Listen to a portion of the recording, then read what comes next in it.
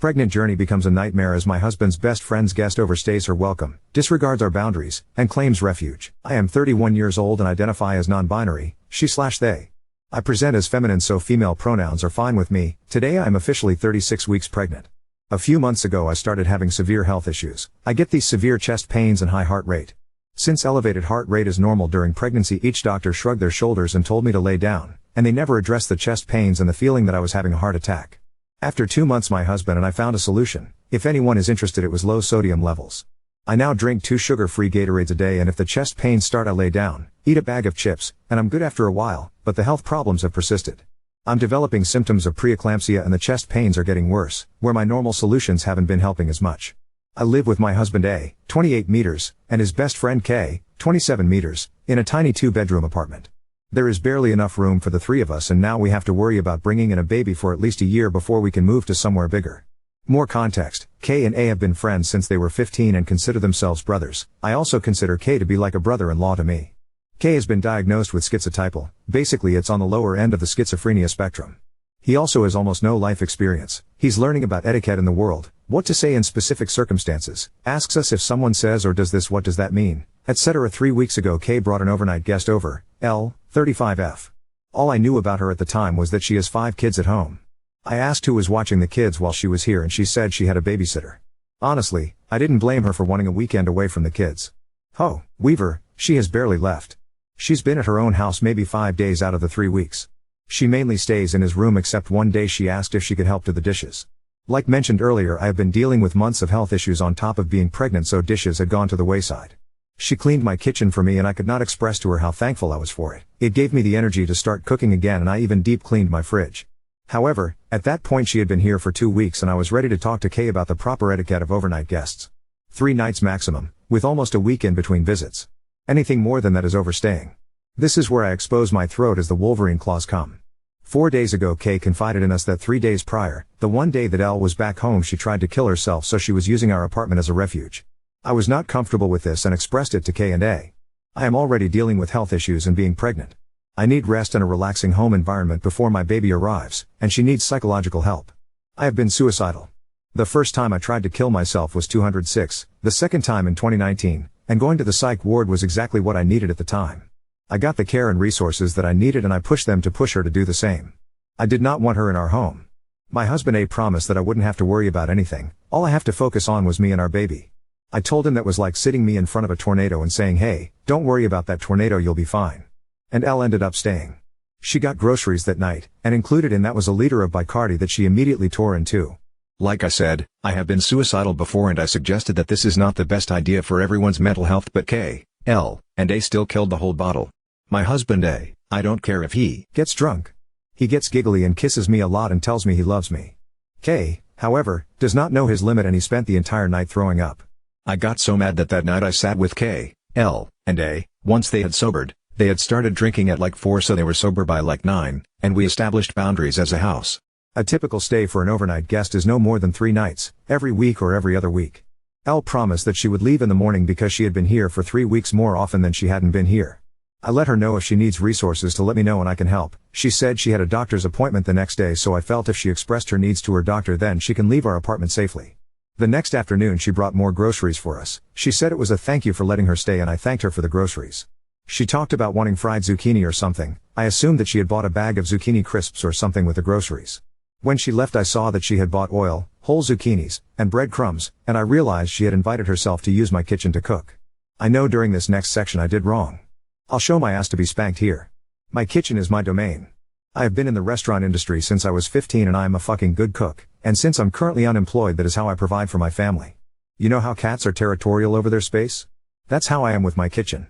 After the realization that she was inviting herself to cook in my kitchen, I also realized that she was not leaving today as she promised. I saw red. I packed up my things, went to my parents' house, and I texted my husband that I will not be returning until Elle is out of our home. We made a boundary as a home and she did not follow it. My husband got mad at me because this is my problem and I needed to handle it myself. I told him that 1. He had 2. LD me the day before I wouldn't have to worry about anything except myself and our baby, and 2. She violated a boundary we made as a house and so it is our problem. I talked to Kay about Elle leaving, and Kay said she can't go home because she is still living with her abusive ex, whom she is still married to. That's who has been taking care of her kids while she's in our apartment. I mentioned getting a police escort to get him out of the house, get an order of protection, and making sure her home is safe for her to return to. Elle said that would make things worse because she is solely financially dependent on him. That is why she's been here for so long. So I asked if she wanted to be dropped off at a women's shelter so that she can get the resources she needs to get herself and her children away from him. She refused. At this point I have dinner with my family, I decompress, I get my anger under control, I talk out the situation, and I'm feeling better. I called my husband at this point. He pointed out that it wasn't okay with me to delegate my problems to him when I'm the one with the problem. I agreed. Instead of making him talk to K and L, I should have done it myself. However, I still think that since she still went back on a promise and crossed a boundary, that we as a home collectively have a problem. Yesterday I was so stressed I went to sleep at 4 a.m. I woke up at 7 a.m. and kept cycling the situation in my head. I felt like a monster for kicking an abused suicidal woman out of my house. However, I did not consent to her being here. I expressed that I did not want her here more than 3 nights in a row, and we offered her solutions that she refused. It got so bad that I had the worst cardio episode to date. My husband was ready to call an ambulance and we both thought I was going to die. I finally got my heart rate under control and was able to go back to sleep for a few hours. I woke up in a good mood, feeling better. I had rehearsed what I was going to say to Elle. I was going to sit her down and tell her why I didn't want her in my home. When I got up and saw her still here saying she couldn't find her driver's license, I realized that I shouldn't have to sit and explain my piece. We gave her resources that she refused, we asked her to leave and she didn't for the second day in a row, and I shouldn't have to explain myself. I am 8 months pregnant and I just wanted peace in my home again. Last night Kay asked me if she could stay one more night to make sure she has a safe space to go when she leaves. I spent a long time thinking and I said she could stay one more night if that meant she had a safe space to go. It is now the day Kay said she would be gone. I don't know if she's here. I don't know if she found her license. I don't know if she's going to use the resources we provided for her. I just want to spend the next 3 weeks of my pregnancy in my home, just K, and I just want control of my kitchen back. ETA, my brother and I sat and contemplated if she had ill intentions. He said, it's cheaper and easier to buy groceries and live with someone else than to go home to 5 kids. There were also lots of behaviors on her part that made me think that she could have ill intent. I could assume these things all day, but in the end I don't know what she intended. All I know is I did not consent to having her in my house and using it as a refuge. Update 1. I am on the lease alongside K and A. We moved in together, all 3 of us, at the same time. They've known each other since they were 15, but we've all lived together for 2 years now. So yes, it is my kitchen, something that all 3 of us established when we moved in. To those saying to get K out of the apartment, we will not be doing that. K has never acted out in violence, and he honestly didn't know that the maximum amount of time an overnight guest should stay is 3 nights. From his point of view, he was helping a friend that he just happened to be banging. When we all first moved in together, we should have established this with him, but we didn't, and now here we are. I added the context of K's mental state to show that he definitely could be taken advantage of here, and as each day passes I think that's what's happening.